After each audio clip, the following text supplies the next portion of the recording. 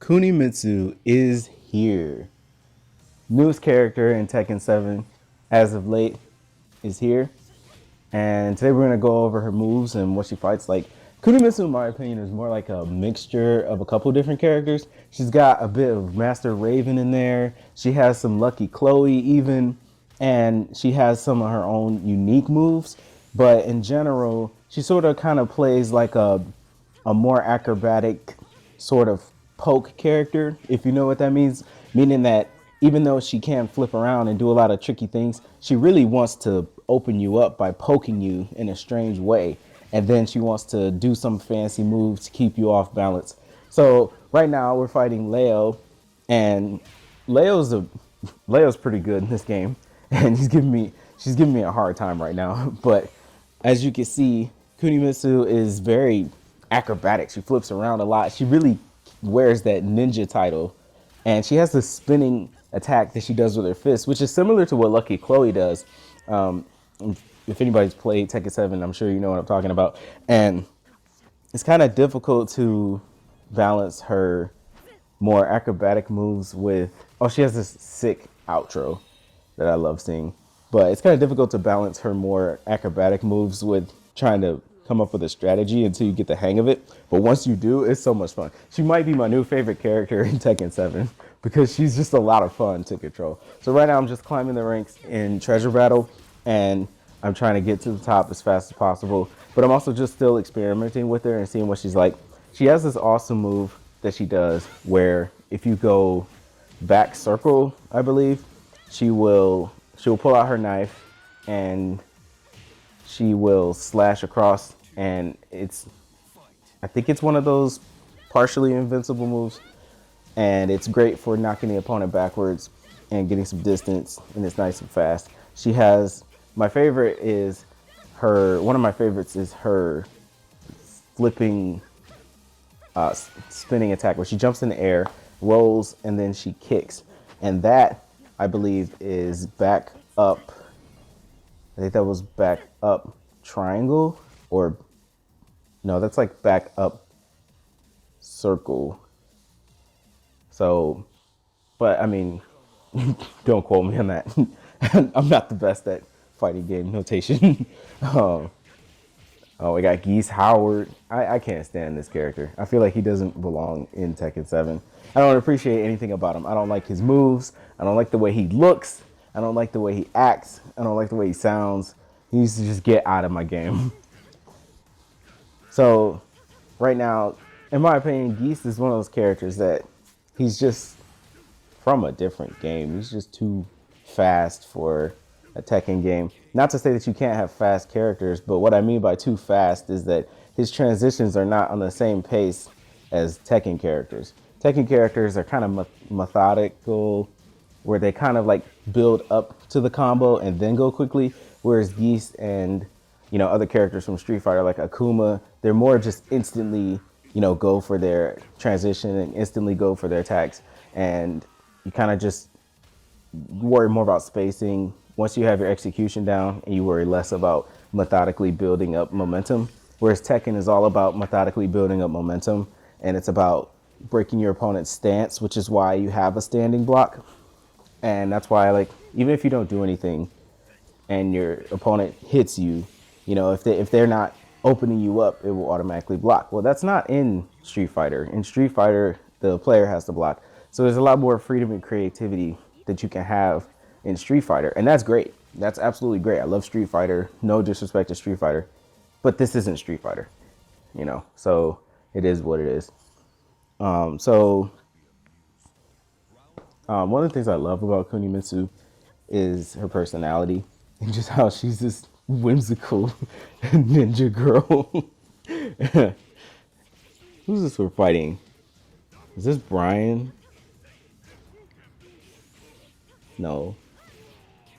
This isn't Brian. Oh, it's Geese again. Out of here, Geese. Nobody wants you here. I love her teleports where she makes that purple cloud, and as you see on the trailer, if you saw her trailer, it's really fun. It's really nice to see her do the teleports and different things. But pretty soon you're gonna start seeing more of her kick oriented moves, her flips and transitions.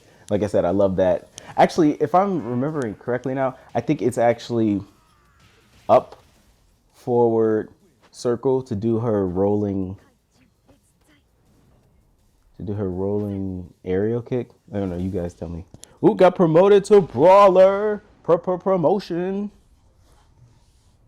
You know, cast some jutsu over here. Uh-oh, it's a special fight. We got Jin. we got Jin Kazama. Oh no, I'm so scared. What are we gonna do, guys? We're gonna get our heads kicked in by Jin. All right, come on, let's go. Let's go. I'm ready. Special match. All right, Jin, show me what you got.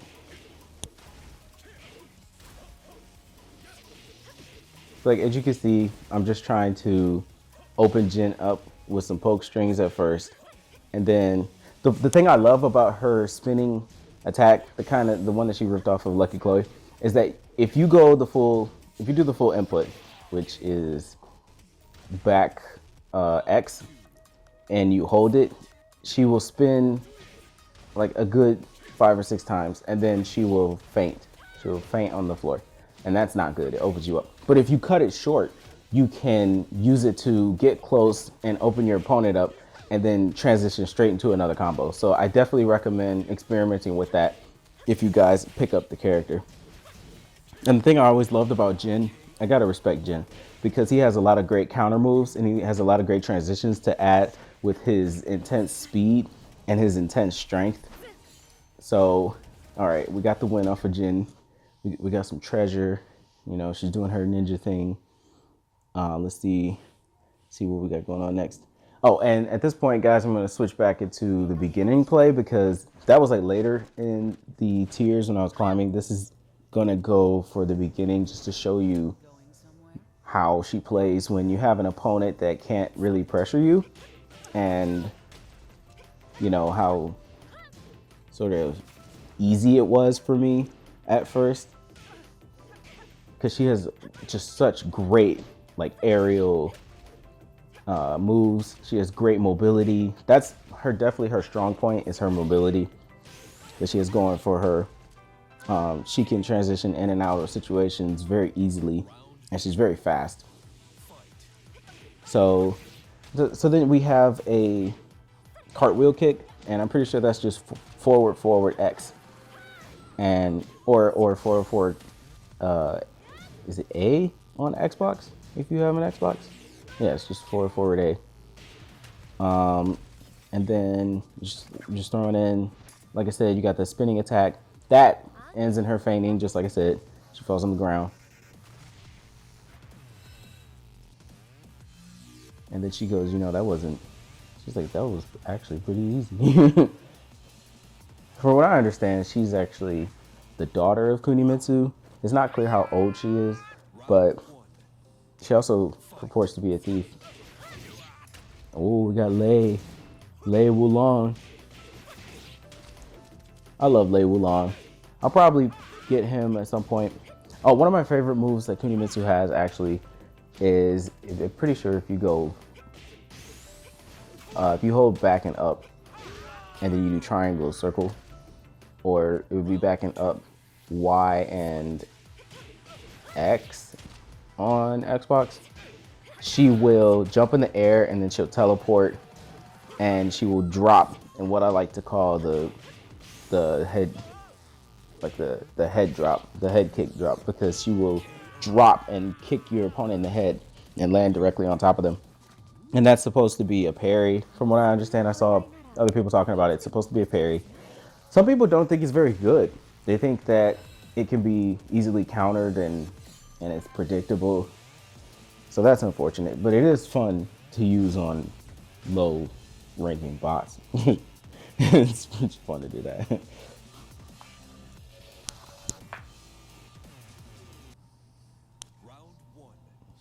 Who are fighting next? Next we're fighting, oh, it's Fakaram, the Muay Thai champion. He just reminds me of like a really buff Sagat from Street Fighter. Oh, and then we got the head drop kick, like I said before. Oh, the power knees. Oh, stop it! Get off me! Get off me! Ow. Okay. Simple enough.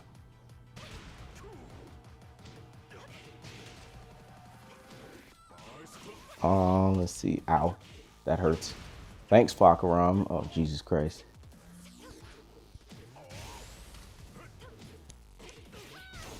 So, one thing I do notice about Kunimitsu is that because of the fact that she's so fast, it can be tempting to just throw out a lot of attacks to catch her opponent. And like I said, that's kind of what she's designed to do with the poke strings and the different acrobatic moves. But really, what you want to do, in my opinion, is you want to trick your opponent into whiffing and to go for the punish, because that is a much better way to open them up. So what you want to do is you want to sort of throw out a poke string, and then you want to dodge, and you want to use her ability to transition to dodge really quickly and go for some better combos. And that allows you to really shine with all of her acrobatic moves once you do pick which moves that you want to use. And from that point, it's very easy to overwhelm your opponent, because all you gotta do is mix it up. I'm telling you guys, all you gotta do is forward, and whichever attack you want, and a special is gonna come out. That may not be the best advice, but that's honestly what I do sometimes. I just try to open them up and then forward, and a button combination, and it's really not hard. It's not hard to grab the win with Kunimitsu. And that, again, like I said, that's that back, it's either back circle or back square. I don't know which one, but I'm pretty sure it's back circle, where she does this horizontal slash with her blade and knocks the opponent backwards. Oh, promotion. What's up, Fakaram? About to get this promotion. Let's go. About to eat this. Oh, she has this great move where if you do up, I don't know if it's up and X or up and A on Xbox, where she will jump into the background really quickly as her sort of sidestep. Ooh, he's really trying me. He does not want to give me this promotion. He wants to keep me as a middle management worker for the rest of my life. Well, I'm not having it, Mr. Fakaram, sir. Bam. But hey, if you ever need anybody to file your paperwork, I'm always available. All right, that's gonna end it, guys. I will see you next time. Please subscribe, please like. Thank you.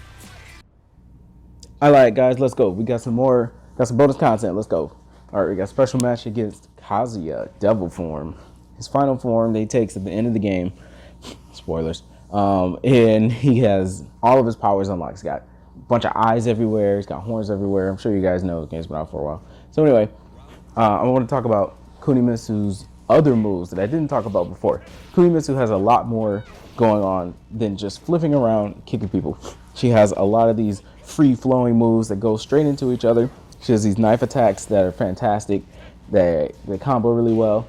She has a lot of kicks and flips that she can incorporate into a string of attacks to keep your opponent off balance. So right now, we're fighting Devil Kazuya. He's got lasers, he's got all this crap, but it's not a problem to us because now we've got a little bit of experience using her, and he's not that high ranked, honestly. We actually know what to do. Boom. Perfect. Right there. Let's go. Not such a big deal after all. Huh. Devil Kazuya. And then we have, this guy. He is Shaheen or Shahid, whichever one. So he's giving me a hard time in this match. He's not trying to let me win.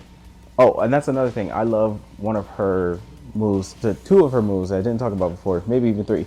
So she has this attack where if you dash forward and then you do X, she will actually do what you saw before, where she will flip and she'll go into a backwards kick. And if you continue to press X and hold the direction, I'm pretty sure it's like forward X, and then if you do back X, she will continue the backflip that ended her string, and then you can do another backflip on top of that. On top of which, if you just do forward X, she will do a front flip where she will kick and she'll just quickly do a front flip. The only problem is that leaves her open a lot of times, and that's not good.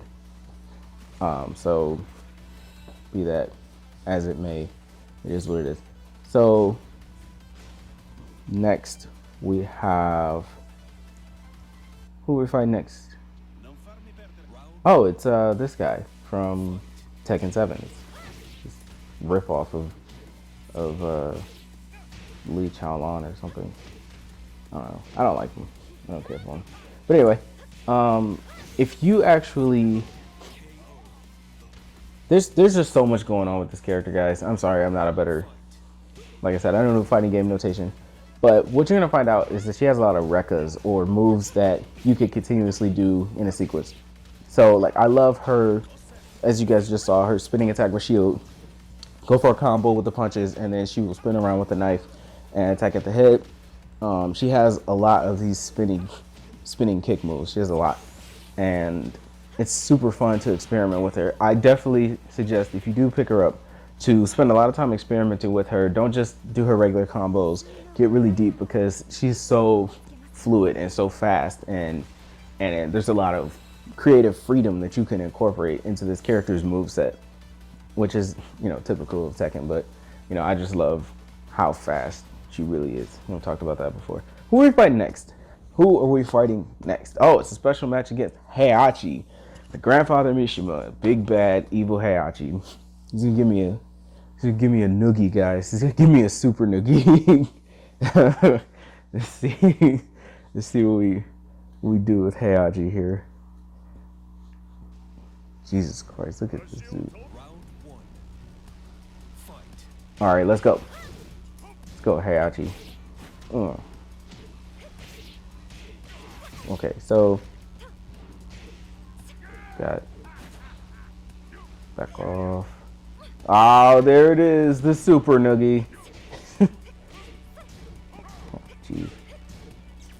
So like I said, if you go for her spinning punch attack, you can cut it short to allow her to get in really quickly and create some new combo strings and go for that.